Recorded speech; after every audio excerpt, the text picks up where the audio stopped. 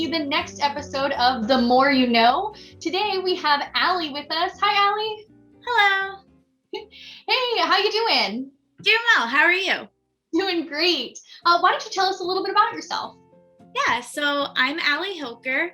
I'm currently a cast member for Walt Disney World working in attractions. But previously, I was an owner of a nonprofit that has unfortunately since dissolved when I came to work for Disney. And I'm a trainer of service animals. That is awesome. So, what inspired you to start your nonprofit and to work with service animals? So, to start my own nonprofit, I was diagnosed with Ehlers-Danlos syndrome, which is a rare connective tissue disorder. And because it's rare, I realized that there weren't, a lot of people who really had this. But I kind of wanted to reach out to people with rare diseases and create care packages to send out, because not only are rare diseases rare in terms of being diagnosed, but they're rare in terms of how many people they affect. And then with training service dogs, I've always loved animals. I've grown up with cats my entire life, but we found a stray dog and then started collecting dogs as well. My college did puppy raising and training through two different companies. So through WildCat Service Dogs and Canine Companions for Independence. And so that kind of got me thinking, hey, this is something that I really want to do. And I've kind of branched off and done that on my own as well. That is really, really cool. So what exactly does training of a service animal consist of? Yeah, so it is a very long process, usually about 2 years, but some dogs it can take about 3 to 4, even up to 5, depending on what the specific person is looking for in a service animal. So the ones that go up to like 5 years old are ones where we're looking more for mobility, where the dogs will have to have their joints fully developed before we can start that. But basically it starts from when they're a puppy. I briefly mentioned being a puppy raiser. So that is usually a person or a family who decides to take a service dog prospect into their home. And they'll teach all of the basic obedience. So like kennel training, potty training, etc. And that's usually for the first 6 months to a year of training. From there, the dogs will continue to be assessed for their health and their temperament to make sure that they're fit to go on for further service dog training. So it's really important that the puppy raisers will socialize the dogs and do that basic training from the get-go, so the dogs are ready to move on. The next step in training typically involves things like task training. So whatever the person that the service dog is going to needs for the service dog, they'll do training specifically for that.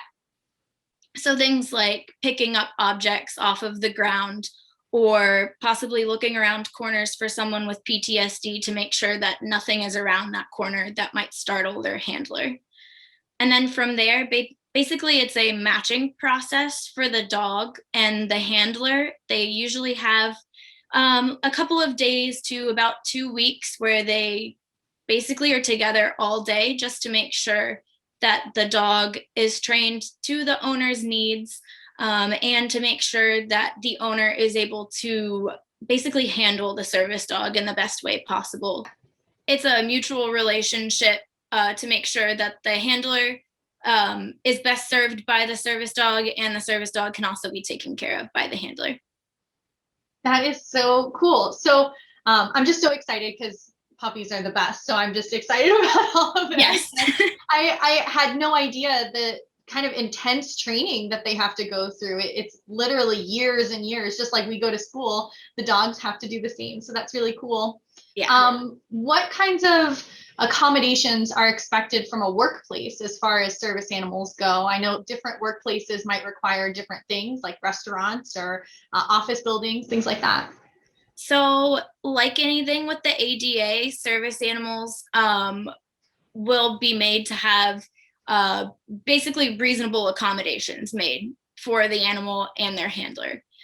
So, in terms of service dogs being in like a restaurant setting, they can't usually go into the kitchen area because that does pose a like safety risk to the general public. However, a lot of times restaurants will make reasonable accommodations to allow the handler to be a waiter or a waitress that doesn't necessarily go back in the kitchen, or like a host or a hostess just seating people.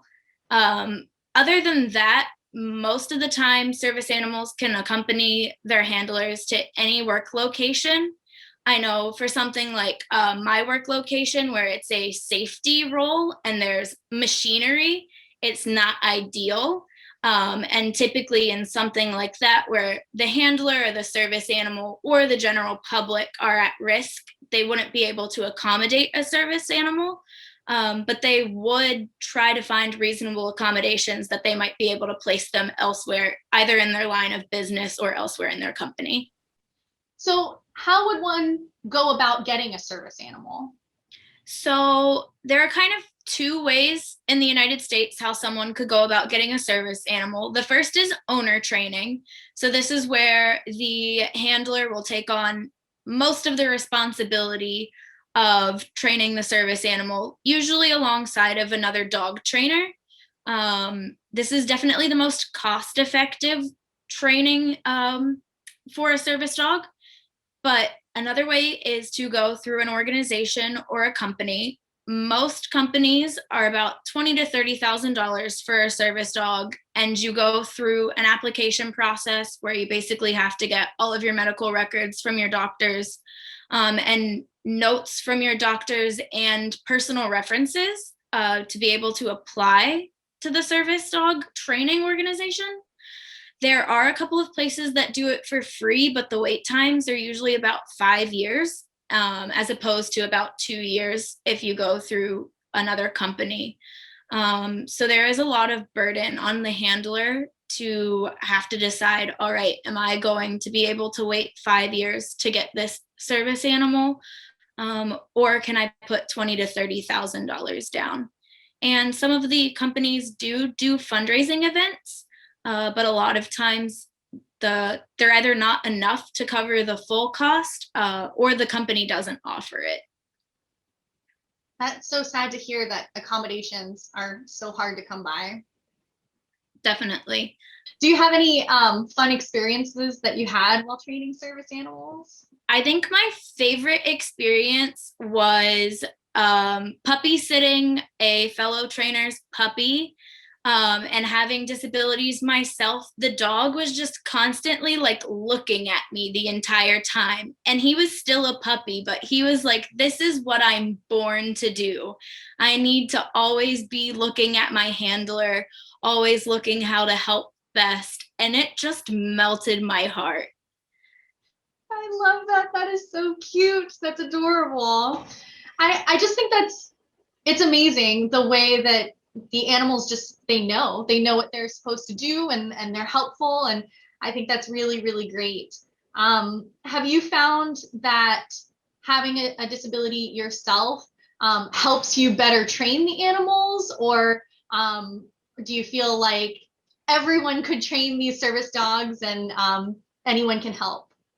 I definitely think it does help. I just like spreading joy. So knowing that the work that I do with the dogs goes to help someone like me, um, it's so rewarding.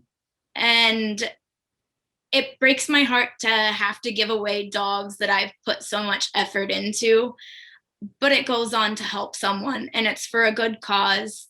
And the dogs that I've seen go through training, they just give their all. And it's really rewarding.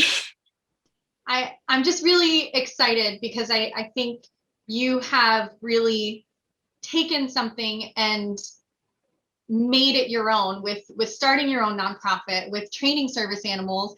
You said it yourself, you like to spread joy, and it seems like you're doing just that every single day. So thank you for continuing to do that. Of course. And in the future, I would love to actually start another nonprofit training service dogs, hopefully. So service dogs aren't necessarily for everyone, but the people that they do match up to, it's just such a change of quality of life. And I just love spreading information about service dogs because they are a passion of mine. Well, thank you so much, Ali. We really appreciate this information and knowledge because I will be honest, I didn't know a whole lot about service animals, and I love learning about their training and how they work within a workplace. I think that's so important to know. So thank you so much. Thank you so much for having me.